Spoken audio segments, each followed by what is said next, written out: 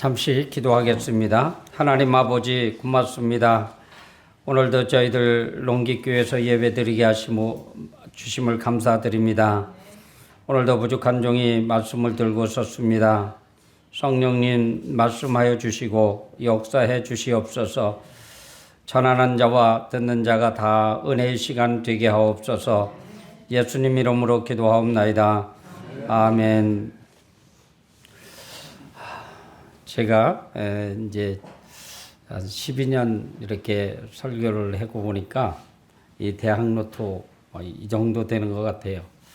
한 10건 가까이 이렇게 메모를 했는데 신령과 진정으로 예배 이 말씀 이 본문을 택해서 전한 것이 세 번째더라고. 세 번째. 그런데 오늘은 다른 방법으로 하나님께서 역사해 주리라 믿습니다. 오늘 소가성의 야곱의 우물가에서 사마리아 여인에게 두 가지 불멸의 진리를 말씀하셨습니다. 첫 번째로는 오직 예수로만 영생하도록 솟아나는 생수를 주신다라는 것입니다. 두 번째는 하나님은 영이심으로 예배하는 자는 신령과 진정으로 예배하라는 것입니다. 사마리아 여인과 유대인 간의 논쟁의 초점이 되었던 문제가 있었습니다. 우리 조상들은 이 산에서 예배하였는데 당신들의 말은 예배할 것이 예루살렘에 있다 하더이다. 요한복음 4장 20절에 기록하고 있습니다. 우리는 이 산에서 예배했는데 왜 너희들은 예루살렘에서 예배하느냐 이거죠. 우리 주님께서는 여자여 내 말을 믿으라. 이 산에서도 말고 예루살렘에서도 말고 너희가 아버지께 예배할 때가 이르리라. 요한복음 4장 21절에 그렇게 기록하고 있습니다. 아버지께 참으로 예배하는 자들은 신령과 진정으로 예배할 때가 오나니 곧 이때라. 요한복음 4장 22절입니다. 아버지는 이렇게 예배하는 자를 찾으신다라고 성경은 이야기하고 있습니다. 우리가 이제 코로나가 지나고 이렇게 이제 한 2년째 들어가는데요. 코로나 시절에 정부에서 많은 우리 입장에서 보면 압박 내진 핍박이라 이렇게 이야기합니다. 많은 교회들이 이렇게 3분의 1도 못 모이고 거리두기를 두면서 예배를 드렸어요. 근데 우리 교회는 이 자리에 그냥 앉아도 거리에 충분하니까 문제는 없었는데 그래도 시청 직원이 항상 주일마다 왔다 갔습니다. 기분은 썩 좋지를 않았어요. 그리고 아예 그 참에 오후 예배는 아예 없애버리고 우리 하나님께서는 여러분들에게 교회를 나오게 하시고 여러분들에게 축복해 주시고 때로는 말씀의 은혜가 되게 하시고 또 성도들끼리 은혜의 말씀을 나눔으로 인해서 영적으로 성숙하게 하는 부분이 분명히 있습니다. 그런데 왜 그렇게 하게 하느냐면 하나님은 우리의 예배를 받으시기 위함이기 때문에 그래요. 강단에서 말씀이 좋든 안 좋든 우리는 정한 시간에 예배 틀대로 예배 드리는 그 예배를 우리 하나님은 즐겨 받으신다. 그런 이들에게 하나님께서 축복해 주신다라는 것입니다. 우리의 시찰만 해도 이렇게 가만히 우리 목사님들끼리 이야기하는 것을 들어보고 제가 확인해 본 결과는 코로나 때에 교인이 확 줄어들고 아예 오예배도 없애고 물론 오예배 없으니까 점심도 없앴죠. 근데 우리 교회는 다행히도 그냥 왔어요. 근데 우리 시찰만 봐도 그런 교회는 지금도 교인이 자꾸 줄어가고 있어요. 심지어 6, 70명 모이던 교회가 10명 안으로 떨어져 있어요. 그래도 목사님들은 그거를 모르고 있어요. 주일 예배 드리냐고요? 안 드려요. 수요 예배도 안 드리는 교회가 있어요. 그러면서 왜 이러지? 왜 이러지? 왜 이러지? 이런 식으로 얘기하고 장로님들 탓하고 권사님들 탓하는 그런 목사님을 봤어요. 우리 주님은 분명히 예배하는 자를 찾으신다라고 말씀하시는 걸 보면 예배하는 교회를 찾으신다라는 것입니다. 우리 하나님은 빛이시기 때문에 아무리 이렇게 우리가 외장대로 가려놓고 지붕을 해뒀고 우리끼리 예배 드리는 것 같지만 빛이신 예수님은 즉 하나님은 이 안에 아니 우리 심령 속에 계신다는 것입니다. 그러니까 너희들이 예배 드렸는지 안 드렸는지를 안다는 거죠. 사랑하는 성도 여러분, 예배가 이렇게 중요하며 이런 예배를 드리는 이에게 하나님은 사랑이시라. 하나님과 사귀는 자는 형제를 또 사랑을 해야 되는데 우리 하늘에 계신 아버지께서 하물며 하늘에 계신 너희 아버지께서 구하는 자에게 좋은 것으로 주시지 않겠느냐. 하나님은 우리의 아버지십니다. 여러분, 신현근 목사님 아시지요? 제가 70년대만 해도 막 광고에 많이 나오고 라디오 방송에도 막 이렇게 광고가 뜨고 막 그러는 거 봤어요. 아마 80년대까지도 살아계셨던 것 같은데 유명한 부흥사였었어요. 근데 오늘 순복음교회 목사님 간증 설교를 하는데 제가 깜짝 놀랐어요. 야, 진짜 예배를 하나님이 받으시는구나. 이분이 전사님으로 이렇게 이북에서 목회를 하시면서 한 30명 교회 부임에 가셔가지고 1년 만에 300명 교인으로 확 불어났어요. 그러면서 6.25 전쟁이 터진 거예요. 6.25 전쟁이 터지고 1.4후퇴 때 막 중공군이 밀면서 우리 기독교는 막 핍박이 되어지고 목사님들은 잡아가고 교인들 장로님들도 잡아가고 때로는 총살도 시키고 그래서 신현균 목사님이 이래서는 안 되겠다 싶어서 300명 교인을 이끌고 이렇게 남아합니다. 300명 교인을 이끌고 우리 이남에 가서 자유롭게 하나님 앞에 예배 드립시다. 그런데 170명이 따라오더래요. 많이 따라왔죠. 근데 이제 월남을 하는 과정 속에 자기들이 노출되면 170명이 이렇게 굉장히 많잖아요. 노출시면 뭐 인민군 몇 명이 막 총으로 쏴도 뭐 거의 다 죽겠죠. 이런 위기 속에도 우리 목사님은 갑시다. 대한민국에서 자유롭게 예배드립시다. 그렇게 해서 모든 것 버리고 따라온 분들이 170명이래요. 그런데 임진강에 도달한 거예요. 임진강에 도달했는데 보니까 강물이 그냥 시퍼런 물이 흘러내려가는데 도저히 건널 수가 없는 거예요. 건너다간 거의 다 죽게 생긴 거예요. 거기서 정말로 홍해에 갈라지는 역사가 그때도 있었더라고요. 여러분, 지금도 예배를 즐겨 찾는 이에게 홍해에 갈라지는 역사가 지금도 있다는 걸 믿으시기 바랍니다. 왜냐면요, 저녁에 보니까 큰일 났더래요. 교인들 170명 다 죽게 생겼으니 큰일 난 거예요. 오다 중간중간에 목사님이 예배드리고 기도하고 예배드리고 기도하면서 그날 저녁에 하나님 앞에 우리 기도합시다. 철야 기도합시다. 목숨 걸고 기도합시다. 우리 하나님이 이날 저녁에 강하게 춥게 해서 이 강물이 얼어가지고 내일 아침에 강으로 우리가 걸어서 건너가게 해달라고 기도합시다. 말씀 전하고 밤새도록 기도하는데 그 임진강을 건너기 전에 얼어 죽을 뻔했대요. 근데 아침에 자고 일어나 보니까 꽁꽁 얼어가지고 한 사람도 이탈자 없이 건넜대요. 사랑하는 성도 여러분, 그러면서 그 말미에 그런 말씀을 하시더라고요. 지금도 예배하는 자를 하나님께서 찾으시고 예배하는 자를 축복해 주십니다. 여러분, 주어진 시간 전 그래서 아침에 그걸 보면서 그런 생각을 해봤어요. 우리가 예배를 즐겨 드려야 되겠구나. 그때에 신영근 목사님이 그때도 전사님이었었어요. 그리고 그가 아직 뭐 배웠어도 얼마 배우지도 못했잖아요. 그 말씀이 얼마나 뭐 주옥 같았겠어요?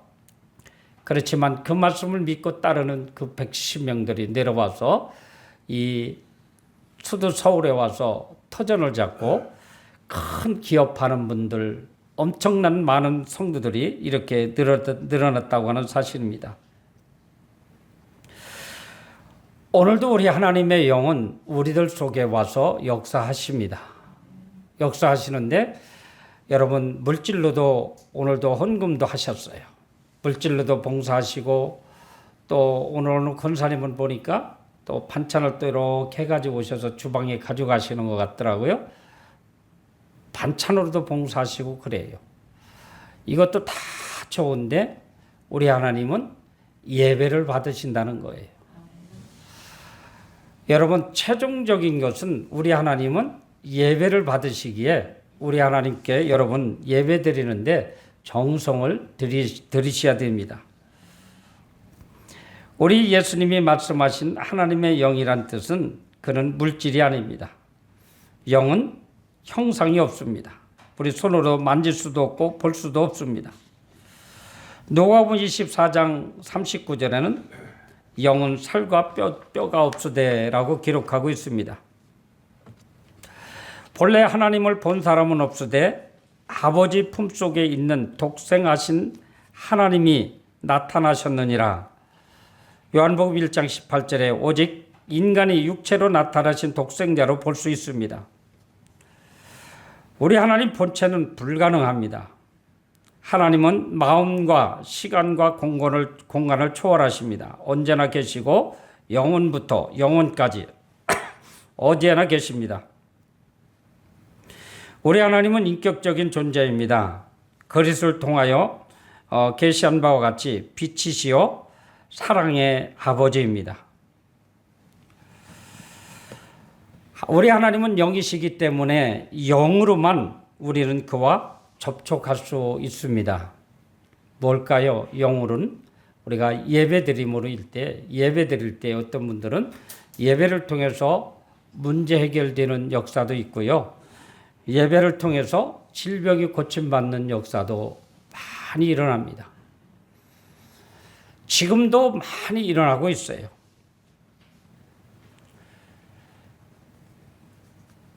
그러니까 우리가 기억할 것은 언제나 우리 심령은 하나님께 예배 드려야 한다는 것은 늘 기억하고 우리가 예배 드려야 됩니다.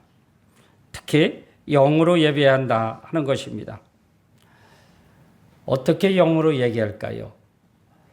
쉽게 말해서 정성입니다. 마음과 성품을 다하여 하나님 앞에 예배 드릴 때 예배에 집중하는 것을 우리의 영이라 이야기합니다.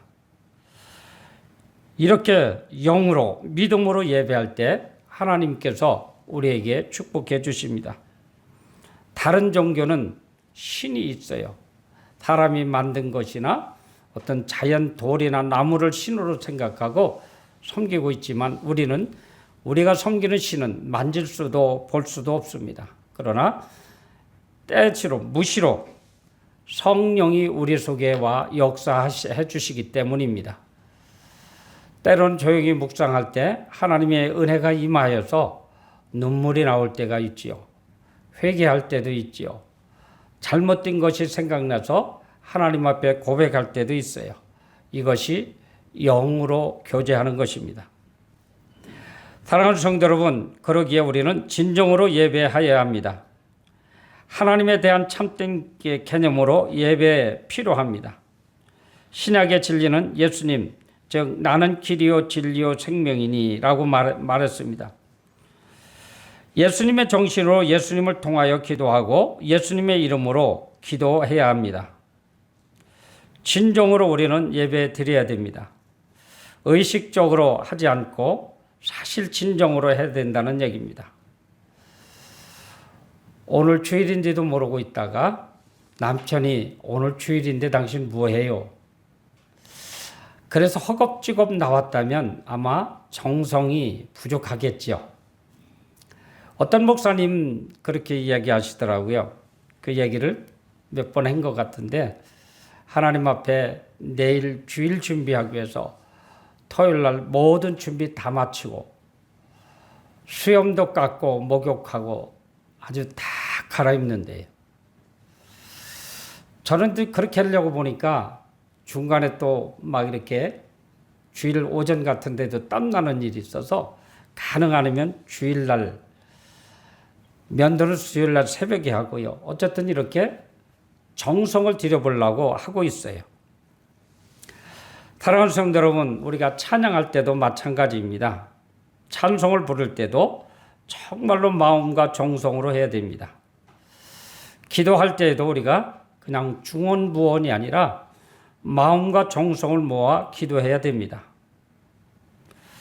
그리고 예배당에 와서도 말씀을 들을 준비가 되어 있는가라고 한번 살펴볼 필요도 있습니다.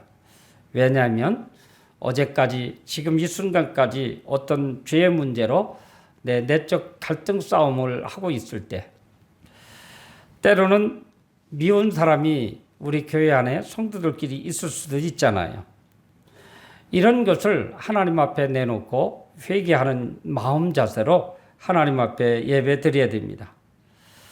내 아들아, 내 마음을 달라고 주께서 이야기하십니다. 입으로 내가 가까이 하며 입술로는 나를 존경한다고 말하고 있습니다. 그러나 그들은 내게서 멀리 떠났다고 이사야에 이렇게 말씀을 하고 있습니다. 신령과 진정으로 예배한다 함은 거룩한 생활로 예배함을 의미합니다. 그렇게 살기는 어렵지만 전 생활에 예배이어야 합니다. 참 이게 쉽지 않은데 우리 성도들의 근본을 잃어버려서는 안 됩니다. 즉 우리는 믿지 않는 사람과 무엇인가는 달라야 돼요. 예를 들어 말하면 어떤 목사님은 그렇게 이야기하더라고요. 걸음걸이도 달라야 된다고까지 이야기하는 분이 있어요. 그런 분들은 아마 말씀도 정말로 다르겠죠. 지난주인가 지지난주인가도 얘기를 제가 한 것 같은데 저 권사님은 저분은 아마 어느 교회인지 모르지만 교회 권사님 같아. 저분은 어느 교회 성도인지 모르지만 장로님 같은 인품이 나와. 그런 분들이 가끔 있는 분들이 그렇게 이야기하는 분들이 있어요. 저도 저분은 목사님 같다. 저분은 장로님 같다. 라는 마음이 들은 분들도 있더라고요. 그렇게 생각도 해봤습니다. 이것이 우리가 삶에 있어서 신령과 진정으로 예배 드려야 됩니다. 어느 목사님이 이발소에 갔는데 참 너무 떠드는 거예요. 난 목사님인 줄도 몰랐죠. 뭐 전화하는데도 뭐 세상 사람 못지않게 막 해요. 그런데 이제 그분이 깎고 간 다음에 제가 깎았는데 그 이발사 사장이 내가 이제 목회하는 걸 알고 그래요. 저분이 누군지 아세요? 나 모르겠다고 그랬더니 목사님이세요. 고객인데도 불구하고 저분은 안 왔으면 좋겠다고 그렇게까지도 얘기하는 것을 들어봤습니다. 설마 우리 성도들은 그렇게 비판받는 사람은 없으리라 믿습니다. 우리가 매사에 조심하며 살아가는 이것이 신령과 진정으로 예배 드리는 것입니다. 이사야 1장 11절부터는 다만 예배 의식만 형식적으로 참여하고 생활에 변화가 없는 이들을 책망하셨습니다. 형식적인 예배가 아무 소용이 없는 것은 당시 예수님 시대에도 찾아볼 수 있었습니다. 당시 바리새인들은 제사는 열심히 드렸습니다. 안식일에는 회당에 모여서 예배를 드렸죠. 그러나 그들은 외식과 교만이 가득 차 있었습니다. 그리고 드디어 예수님을 십자가에 그들은 못 박았습니다. 우리 주님도 그렇게 말씀하셨습니다. 예수님께서 나더러 주여 주여 하는 자마다 다 천국에 들어갈 것이 아니요. 마태복음 7장 21절 이렇게 말씀하셨습니다. 여러분, 우리는 주여 주여 하는 사람이지요. 그러나 영과 진리로 예배한다면 정말로 생활로 예배하는 것입니다. 여러분들 어른들 존경하고 잘 섬겨주시기 바랍니다. 그리고 어른들은 밑에 사람들을 또 아끼고 주님의 사랑으로 잘 보듬어 주시기 바랍니다. 우리 교회는 이런 교회로 가면 분명히 영과 진리로 예배하는 교회가 될 것이고 이들에게 하나님께서 축복해 주십니다. 우리도 우리 앞에도 홍해가 갈라지는 역사가 일어난다는 거죠. 여러분들이 각자 문제를 놓고 기도하는 이 기도가 꼭 응답해 주셔서 여러분들의 아픔과 고통도 하나님이 덜어주시고 고쳐주신다는 것입니다. 때로는 물질도 회복시켜 주십니다. 여러분, 내 자신을 바라볼 때 내 죄를 깨닫고 회개하고 죄사함 받는 것, 이것 또한 영과 진리로 예배 드리는 것입니다. 기도하겠습니다. 하나님 아버지, 참으로 고맙습니다. 저희들은 영과 진리로 예배한다고 하지만 실상은 돌이켜보면 예배가 너무 엉망일 때가 너무나도 많이 있습니다. 하나님 보시기에 그릇된 예배가 많이 있었습니다. 주님 용서해 주시고 예배의 신령과 진정으로 예배에 참여하게 하시고 예배로 인하여 복받는 저희들 되게 하옵소서. 예수님 이름으로 기도하옵나이다. 아멘.